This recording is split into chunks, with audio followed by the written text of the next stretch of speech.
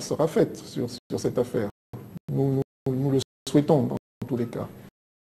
À vous entendre parler, Yves-Michel Potso, vous semblez vouloir tout faire pour ne pas entraver la marche de la procédure judiciaire.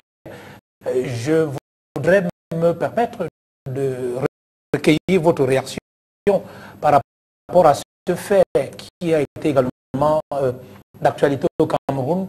Les PV de vos auditions à la police judiciaire, on les a retrouvés pratiquement dans la rue et même sur des plateaux de télé. Réaction? Écoutez, je vous avoue que je n'ai pas eu l'opportunité de suivre l'émission ce jour-là. Vous êtes au courant? Je suis au courant. Je suis au courant et je pense que c'est quelque chose c'est déplorable. C'est pas venu de vous? Monsieur Koum, comment est-ce que ça aurait pu venir de moi? Pour ceux qui connaissent un petit peu comment fonctionnent les procédures, je n'ai pas accès à mon PV d'audition. Donc, en aucun cas, je n'aurais pu disposer de ce document pour le divulguer. Et puis, dans quel intérêt l'aurais-je fait? On va revenir un peu sur, avant d'aborder le cas de la caméra, parce que vous êtes né, je crois que vous avez un dossier qui est tout prêt, vous allez nous expliquer. Voilà. L'opération Épervier, lutte contre la corruption, qu'est-ce que vous en pensez sincèrement, monsieur Michel Potso? Écoutez, l'opération Épervier, telle qu'elle nous est présentée, est une opération salutaire pour le Cameroun. Vous penserez peut-être que c'est une opération salutaire. Je suis un opérateur économique et je peux vous garantir que j'ai été victime déjà de ce fléau, de ce qu'est la corruption.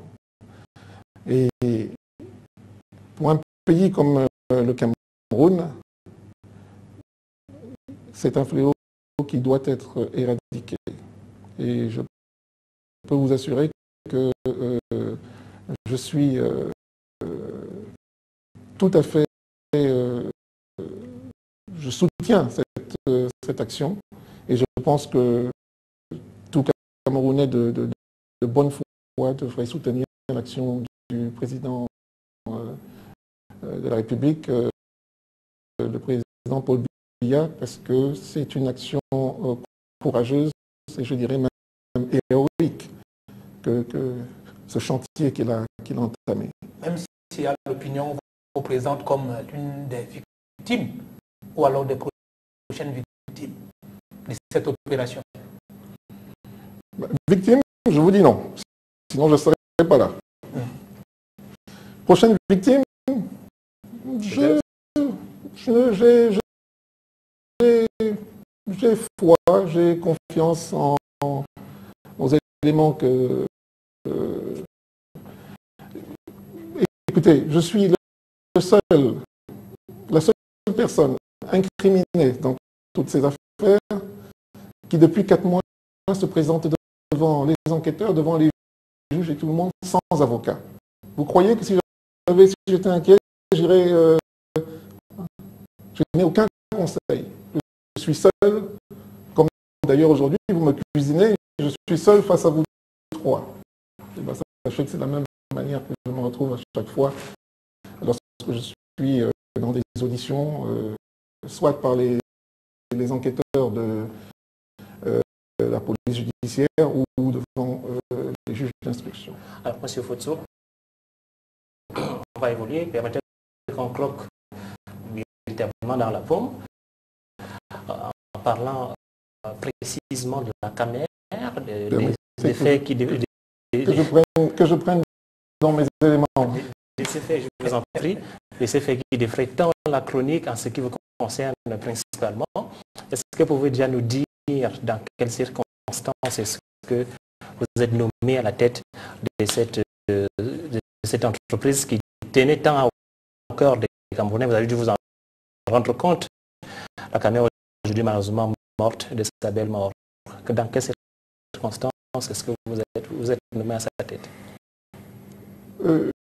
Quand vous dites dans quelles circonstances, vous faites allusion à...